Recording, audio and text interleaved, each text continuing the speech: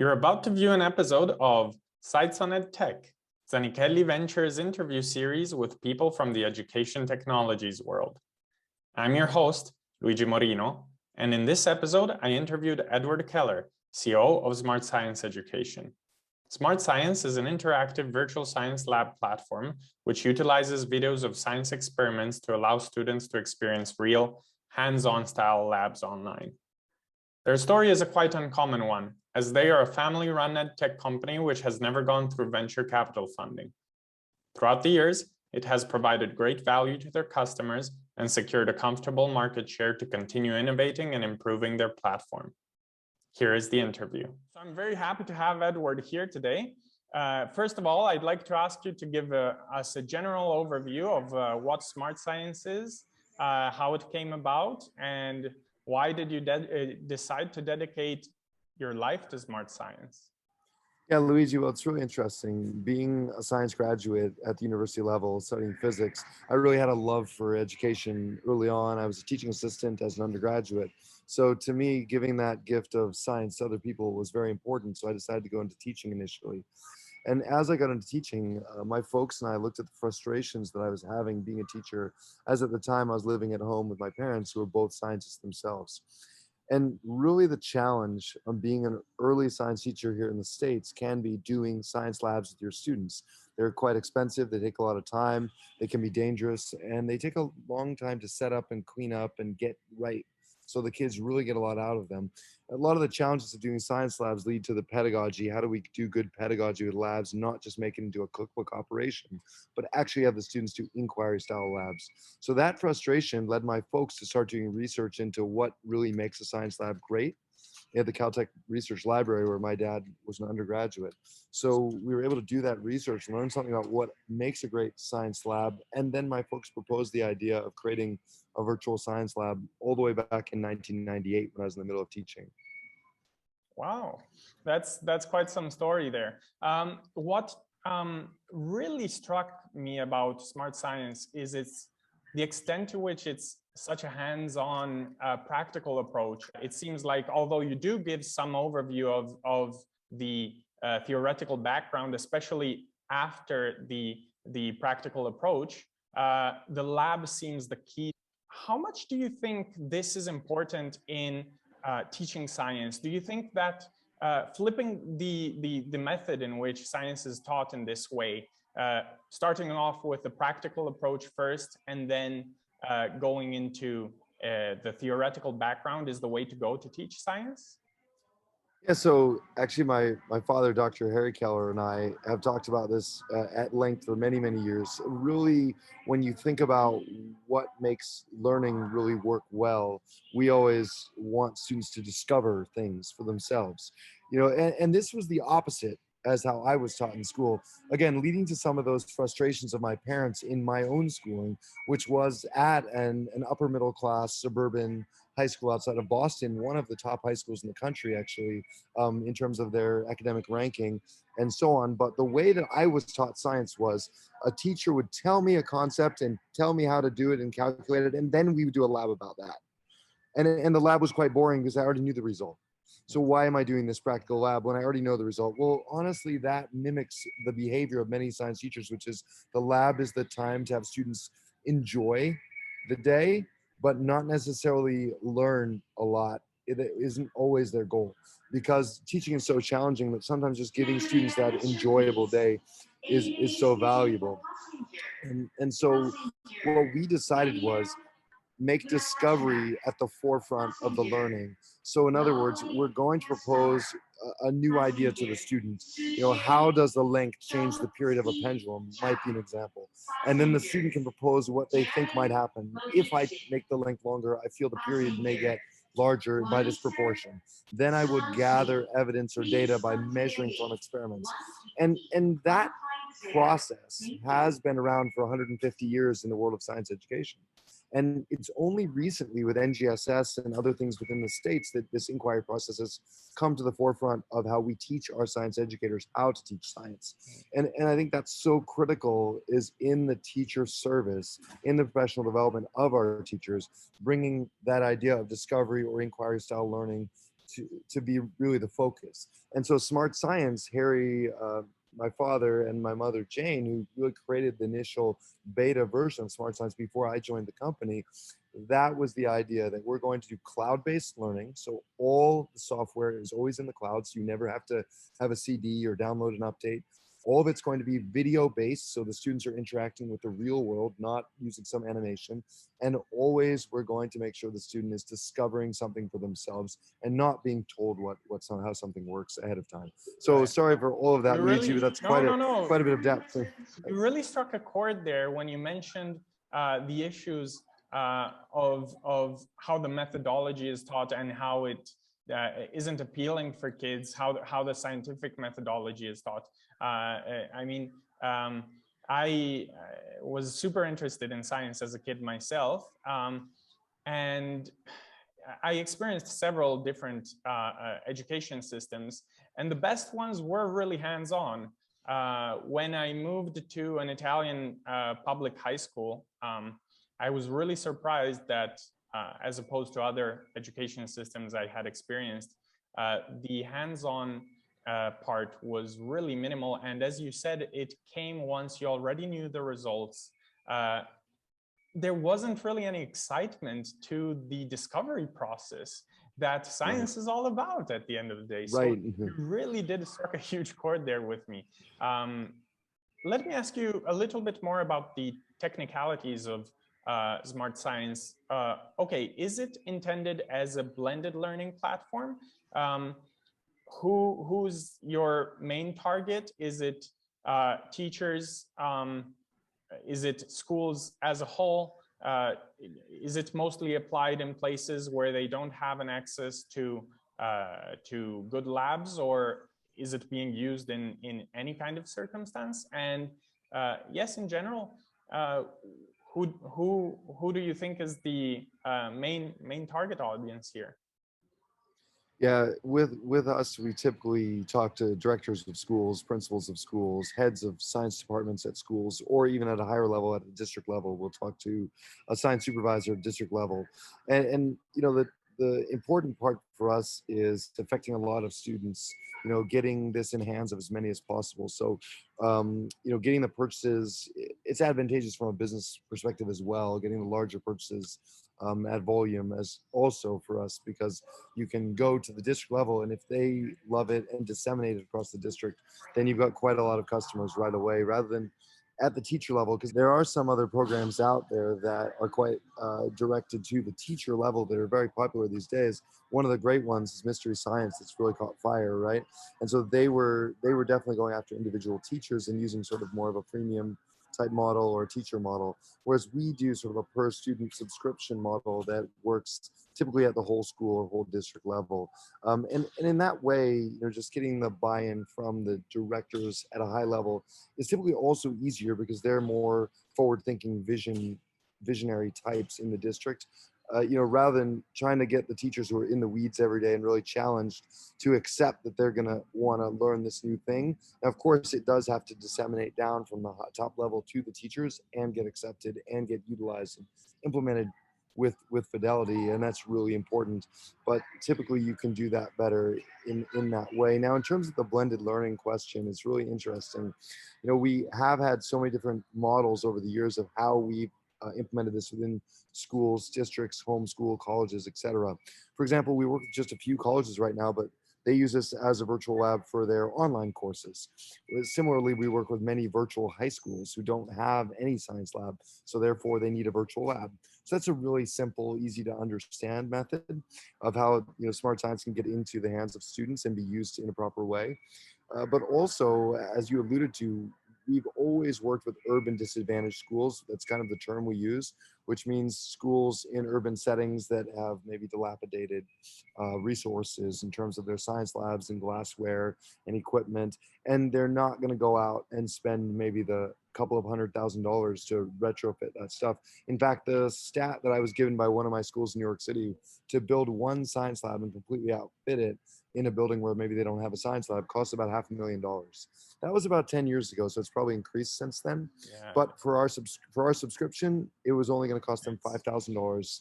So therefore, they can put really good quality online labs in the hands of their students for a fraction of the cost of retrofitting the real lab.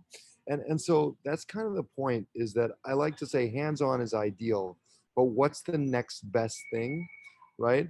Yeah. And so you wish, we all wish, as a teacher, I talked to the other teachers about this. We all wish we could just have our students doing hands-on work every day of the year and learning and inquiring and discovering. And then we can have open discussions about that, and we can have them present their findings to the rest of the class. And that really is that idea that you're doing sort of mini research project with each new unit of study that you're learning. Yeah. That would be amazing. And then we run into all of these things: the cost, the time, the space, the danger. Just the idea that me personally, I had 35 students per class, 6 periods per day. Yeah. So, Yeah. and this is not that's true internationally. Yeah. China, Yeah. Italy, the US. Yeah, right. I have friends who had 7 periods a day, 40 kids a class. So you can only imagine doing a science lab for that many students at the same time.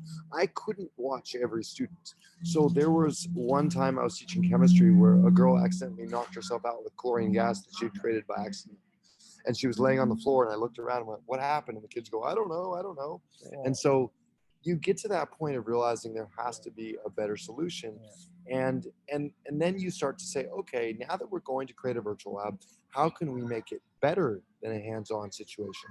For example, if I was giving you a titration to do in a chemistry class, you would have time probably to do 1 or 2 titrations, and then class is done. Set up, drip, measure very carefully, record your results. Okay, let's try to do 1 more. Let's get it all calibrated, drip. And then class is over. But whereas in the virtual setting, you could do 10 or 20 titrations in just a few minutes, right? And really tabulate the results quickly. So smart science was about efficiency as well. We don't want to put a system out there that takes the same amount of time to do as a hands-on system. You're losing one of the great advantages of technology.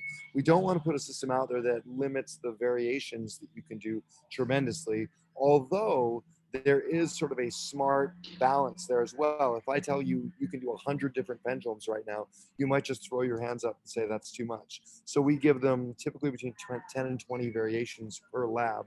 When I say variation, I mean independent variable. In other words, when I have a pendulum, I can change the length, that's one independent variable. I can change the mass, that's another independent variable.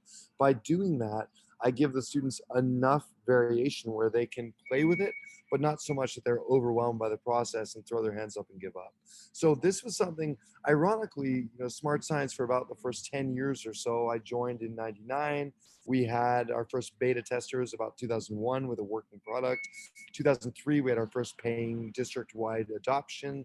But until about 2013, we were really just going about it as scientists and not business people. And we would get just enough sales to keep our doors open and figure some things out and change some things, improve some things, and go through another year. Interestingly enough, I have to give credit where credit is due. I got married, and my wife just says to me, "You have this wonderful idea and this really cool technology, but everything else, your website is garbage. Your interface is hard to use. Your marketing materials look like a teenager made them. Like, you have a lot of chance to do something great," my wife said to me, "but it's not happening." And at the time, I was just, my dad was running the company, my mom was the lead programmer, and I was the salesperson essentially, right? And I would create content for physics and chemistry, and I would do sales. And that realization that you have something that could be so much more, sometimes it takes that outside influence or that outside eye, because we were living essentially in our own little bubble. As soon as I broke out of that bubble about 2011, I started to say, okay, what can we do to make this really great? So we transformed our technology from a Java base to an HTML5 base. So it would work on iPads, it would work on Chromebooks. Right. I refilmed all the content over the course of a few years. And that's an interesting point. And I don't want to talk forever, Luigi, but I know you're probably going to get some of these questions. We decided to use films of all the science labs that become interactive for the kids instead of animating all the content. And typically all the other science labs out there that are online, there's a few really titans in the industry, especially there's one in Europe there that's gigantic. They all use animation as their medium.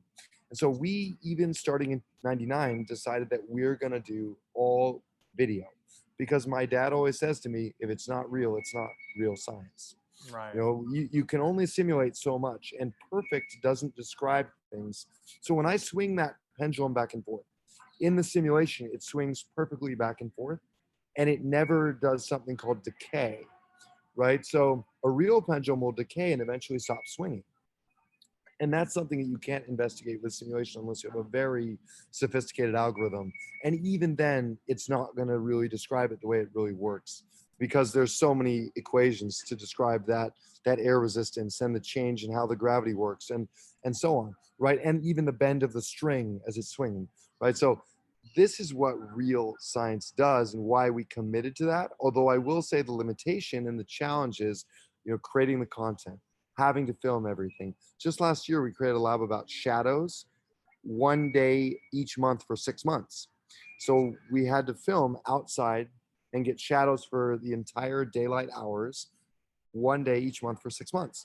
Now, if a month goes by when it's really cloudy every day, we just lost a month and would have to do it the next year, right? And so that's the kind of interesting thing you learn from creating these real science labs versus putting a room full of programmers just animate it for you.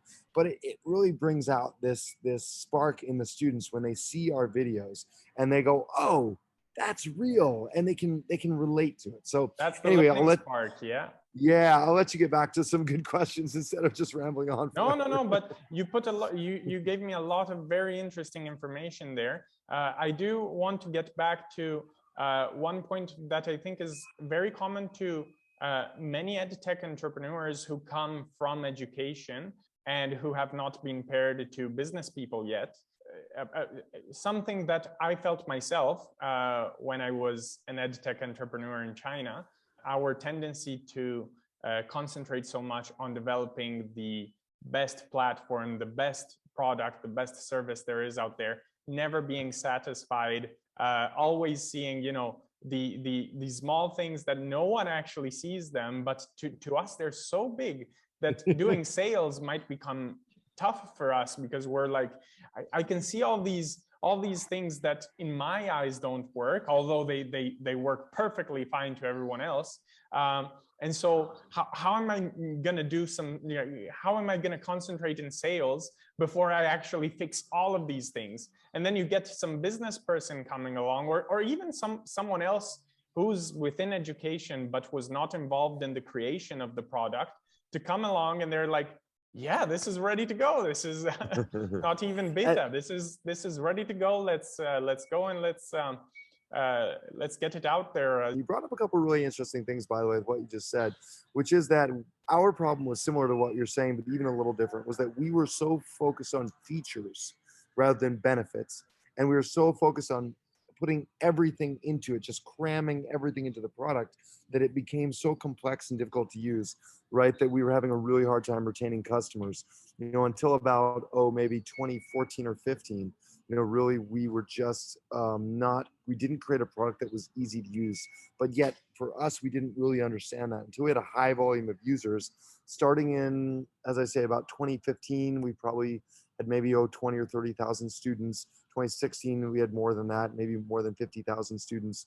This year we had, well over 50,000 students.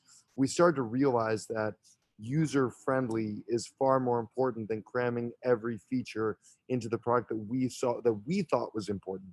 But as you mentioned, when outside influence, your users, your teachers, the students, the administrators, they're the ones who are going to tell you, is this feature necessary? Or you can even look at behavior, right, of your users in your interface and decide that. We found so many things that weren't useful. At one time, we had a notebook that kids could pop up and write in, and we saw that almost no one was using it because they could write a lab report anyway. So why have two different things they wrote into? They only needed one, right? Things like that. We would get feedback from teachers, and I would go, let's build this. This sounds like a really cool idea, and we'd throw another feature in. So that was one side of that experience for us. The other side, in terms of refining the business aspect, was ironically getting accepted into the Qatar Foundation Accelerator program through WISE. In 2017, Harry, my dad, still writes a number of science education articles through some online websites and things. And apparently they noticed some of the articles he wrote because they're very poignant and very, very interesting and very detailed and long and written in an interesting way. He's sort of the no holds barred. I'm going to just tell people why science education is terribly broken and how some ideas for how to fix it. And Wise and Qatar Foundation kind of got wind of what he was doing and invited us to come out to their summit, their every other year summit in Doha. So I went, and my dad doesn't go anywhere; he doesn't like to go anywhere. So I went, and it was great actually meeting the folks from Qatar Foundation for the first time. And they said, "Hey, we're having this accelerator program. You should probably apply and just see what happens." And 300 companies applied, and we were one of the 5 companies that was accepted. Right, So right. that Wow. changed. That program was 2018 fall until 2019 summer, and just learning from their team, from the other EdTech founders, CEOs that were in the program, just meeting the folks in the Qatar Foundation made such a tremendous difference for me running this company and realizing what it really means to be the CEO of a startup company. Yeah. What are the different things I need to do? Start managing other people, taking things off of my plate, because until that time we had a 3-year contract in New York City, whereby we got a group of about 100 schools for 3 years. It's a lot of revenue for us, a lot of students. But I went on the ground personally 25 weeks each year to work with the teachers myself in the classroom and co-teach lessons using smart science to groups of 30 to 40 historically disadvantaged students in these really tough neighborhoods in New York City, because the group of schools we were assigned to was the bottom 5% performing schools, high schools in the city. So you can imagine in an urban center like New York, the challenges that those kind of schools, teachers, and students would face, just even getting to school, just even finding a meal. Like a lot of those students go to school because they feed them breakfast and lunch at school. And so it's a way they can actually get some free meals, which is incredible for them. So working there, it wasn't the best decision for me at the time as a CEO founder to be there, but the outcome was fantastic because I learned so much each year about the use of our product directly, watching the users day in and day out, hundreds of days, Yeah. that I figured out what we need to do. And we pivoted and in 2019 started to build the newer version of our platform, which by spring of 2020 launched. And then through COVID, we had an explosion. Besides the fact that COVID changed everything for companies like ours, but the usage was 2 to 3 times what we had ever had before by our users So during you that time period. so you would definitely recommend accelerator programs or competitions such as the week you spent in Qatar, and then what came after it as well. Oh I yeah. mean, there's many other ones out there. You and I met at EdTech Week the first Yep. time. They run an accelerator that puts CEOs of promising EdTech companies together. I'm sure that's a really worthwhile experience. Do you think this can make a difference in putting a very concentrated educator concentrated on the educational aspect more on track when it comes to the business side? It's really vital, these accelerator programs and these type of experiences that founders and CEOs can have. Imagine you're like me and you've created this technology and you haven't, like, we never raised any money, we never did any funding or took any loans. We just self-funded the startup company. So our experience was in science and technology, and that's fantastic. But without the guidance and the exposure to other people in the field that could show, here I'm a CEO, also a startup. Here's how I'm running my company. Here's the successes and the challenges I've seen. And it was ironic because I was able to share so many experiences with those people as well that were completely different from the ones they shared with me. So, I'm learning from the team running the accelerator as well as the other, members of the accelerator, say how to structure the business, what kind of terms do you want to have with your sales groups or with different consultants. How do you find good help to do technology work for you? How do you find good help to do content creation for you? All those people were very experienced in these areas. And then what I was interestingly most experienced with was connecting them with groups that perform sales in the US, because I'd been around for 20 years now, basically just doing sales and marketing and working the product end of things into the schools. So I know a lot about implementation and sales at the time. So actually, one of the other EdTech CEOs from Brazil that I met, I got him introduction with a group in Florida, and they're just doing huge numbers for him now. So he was so thankful because he didn't know how am I going to break into the US market. And so I was able to make those introductions because of the network that I'd built up over those years. So Edward, has smart science been integrated in some generic LMSs? Have you thought about this before? Has this happened? We have thought about it. We have not done any integrations into, say, Google Classroom, Schoology, or other LMSs yet. We are, or Canvas, for example. There is some reasoning, because the first question I talk to district administrators about is, what does it mean to do integration? And it usually means two things. One is on the front end, allowing the students to launch the program out of the LMS. And on the back end, it means passing the student results into the LMS for easy grade manipulation. So on the front end, we can link out already. We already do that in many, like Google Classroom or Canvas, and launch the program into another browser tab. And that's typically what most of our clients are doing. And then on the back end, because the teachers have to grade the work and the lab report by hand, because it's writing and it's graphs, that it doesn't make a lot of sense to pass the grades, because they would have to grade it into our system and then pass the grades, or they can just grade it directly into their grade book. So in discussing that with some of our bigger clients, they've decided that it's just okay not to be integrated into the LMSs yet, although I can see where there'd be some advantages to do that. And we are having those kind of discussions with our technical team right now regarding Canvas and Google Classroom. Which one do you think would be the greatest advantage in doing so? Well, I personally thought it would be Google Classroom, but the bigger districts that we work with have all asked for Canvas, interesting enough. And one uses Schoology. And so there are some different choices. That's one of the challenges in the US market. You have Blackboard, Moodle, Canvas, Schoology, Google Classroom. Although Google Classroom is now quite a bit over half the school districts in the country using it. I think it might be much higher than that even. So that may end up being the dominant force in terms of LMS. But really, when you talk about what an LMS really is, even, they vary in terms of their capabilities as well. So, right. So let me ask you a question about something you brought up earlier about user interface.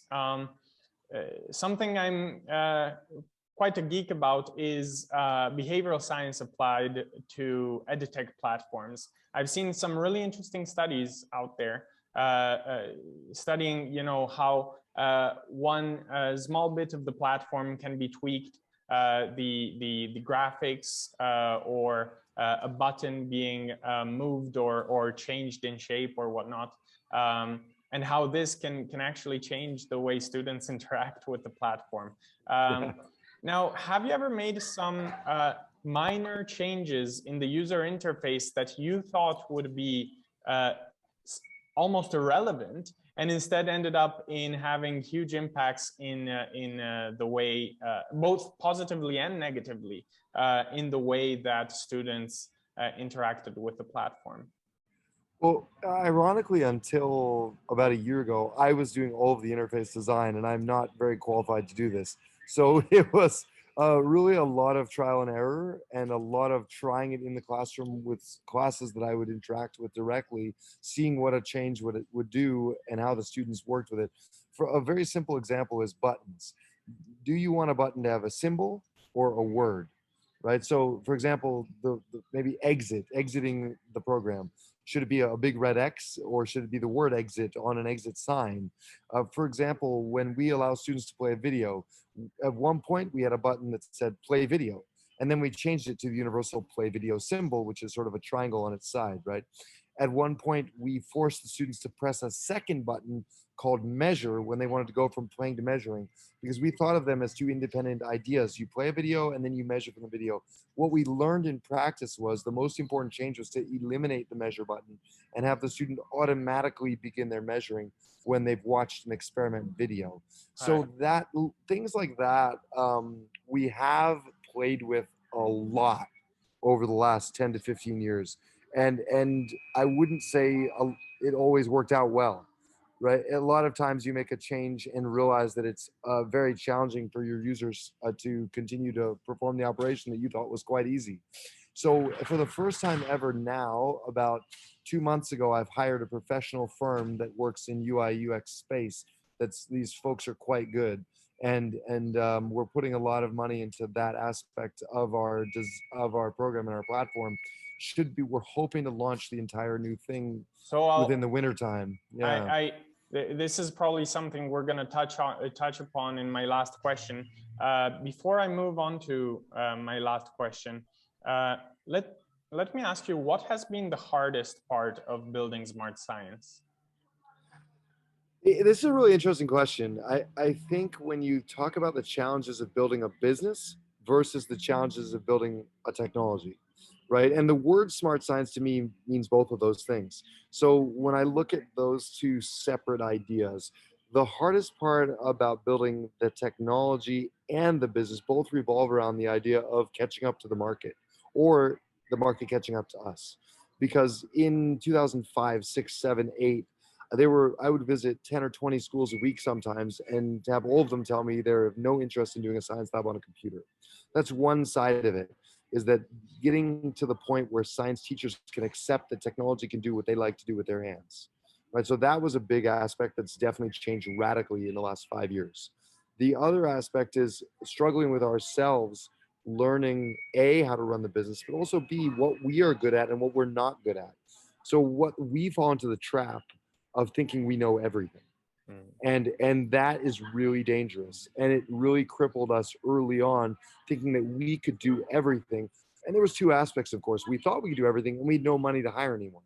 So we were like, okay, we're just going to do everything and learn it. But months will go by and you've learned something that someone could have done for you in a day. Right.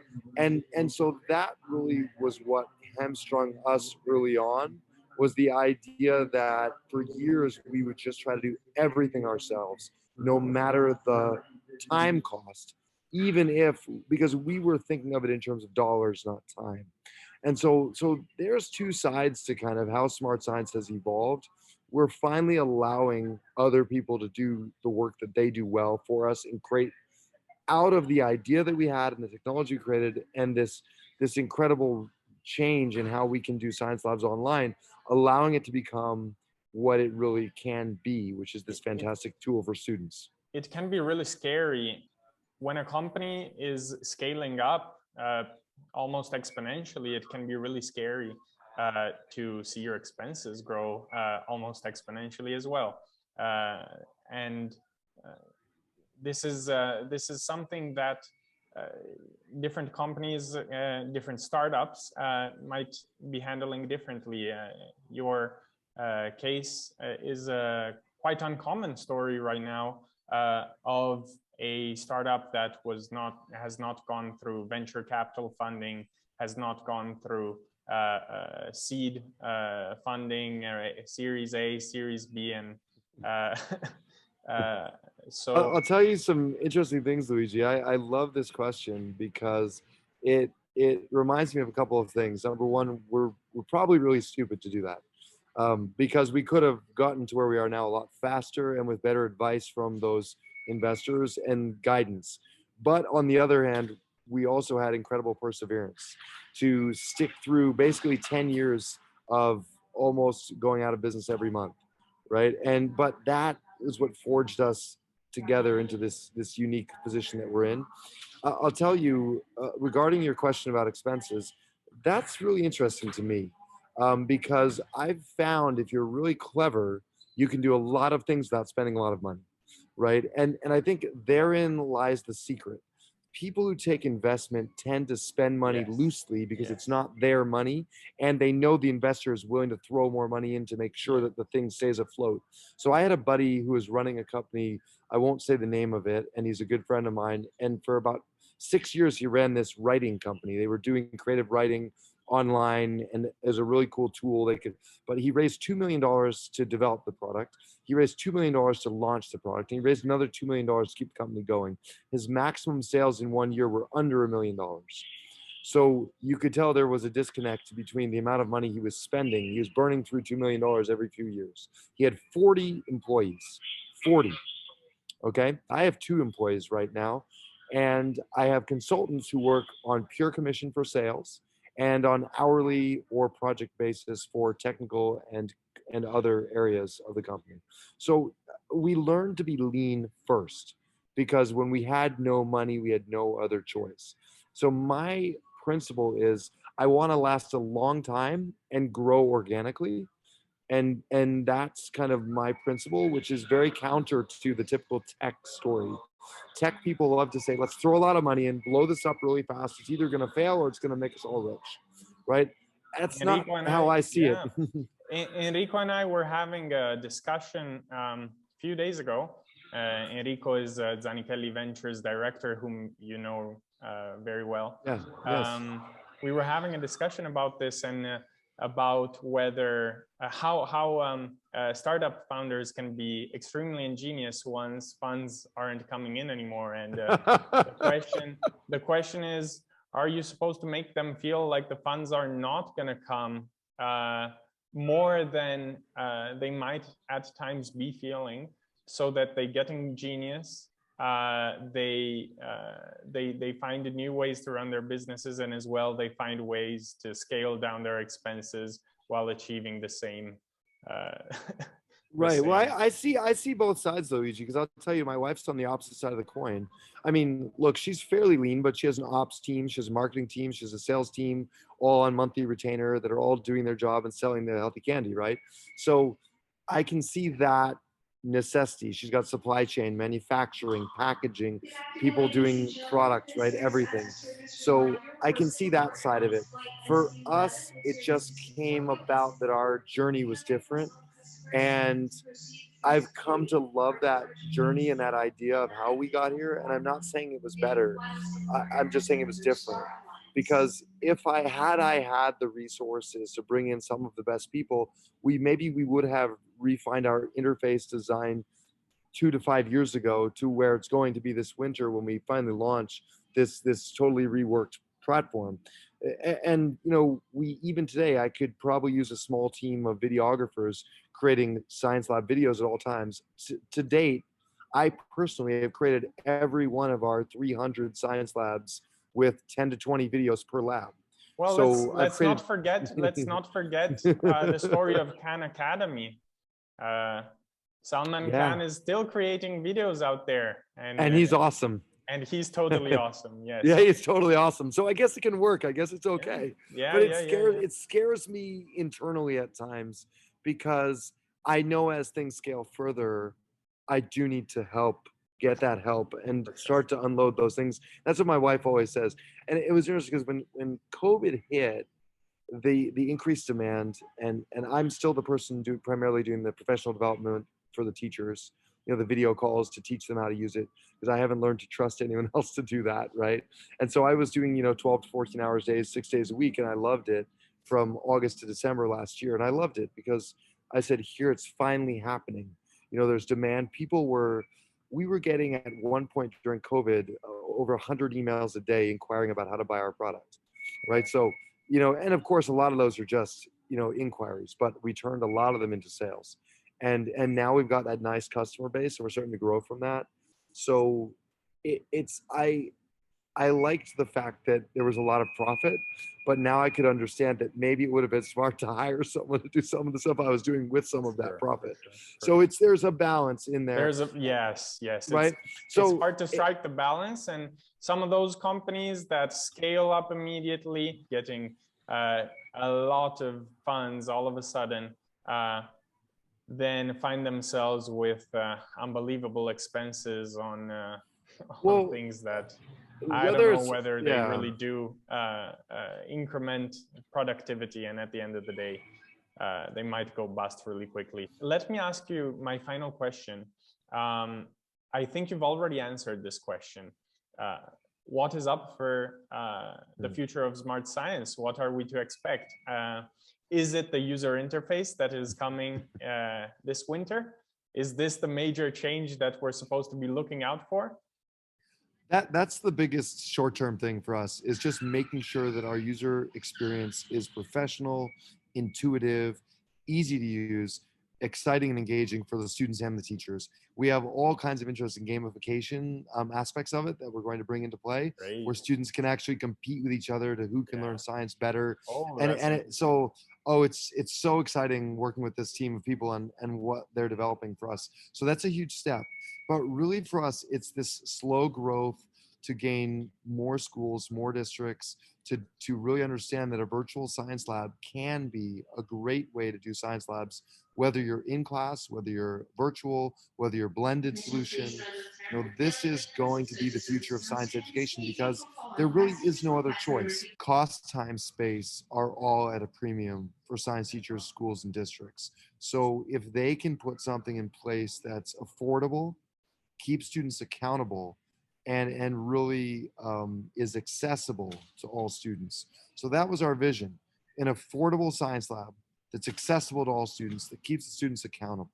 Yeah. Okay, and the at revolution scale, in EdTech is about bringing down marginal costs the same way as digitization has done in all other industries. It has not happened in education yet, but hopefully with platforms like your own and many other innovators in the EdTech space, we're going to see accessibility to great quality education being brought to the masses universally. And let me give you one final thought on that, Luigi. The reason when you ask me about what's to come, it's easy to fall into the trap of saying AI or VR, right? And there's a reason I'm not saying that, okay? Because AI and VR both do amazing things and could do some amazing things for online science labs. But I want to be the low tech of high tech, meaning that I want every student, no matter what they're holding in their hand, to be able to do this. Even if it's just a cheap smartphone, they should be able to do smart science labs, right? I don't want to limit access based on a level of hardware that the student may not have at most disadvantaged schools in urban centers or very rural areas. So that's one of the sort of the paramount ideas behind what we've done and how our technology worked. Even early on when we were doing video codecs in 2000 that could display streaming video at 10 frames a second for only 3 seconds. That was it. That was our initial videos, 10 frames a second, 3 seconds. That's all we could do. Now, of course, we've got amazing high def video. So but you have to make sure that the lowest common denominator that's accessible, right? And affordable. Luigi, it's been fantastic, man. Yes, you have I'm very else? glad that you joined today. Thanks for finding the time between a flight and another, even though from an airport, but I'm really glad you found the time. And I'm really excited to see what's coming up this winter for Smart Science user interface innovation. I can't wait. It's going to be just huge. That we've now integrated with student information systems. So we have automatic I'm really data excited rostering. about that. The stuff I'm so excited. Okay. Please do send a demo login my way, because I'm really curious to explore it. I'll do it, Luigi. Okay. Thanks so much. Thank you very much for being with us. And thanks for staying late. Have a wonderful evening. Okay. Bye-bye.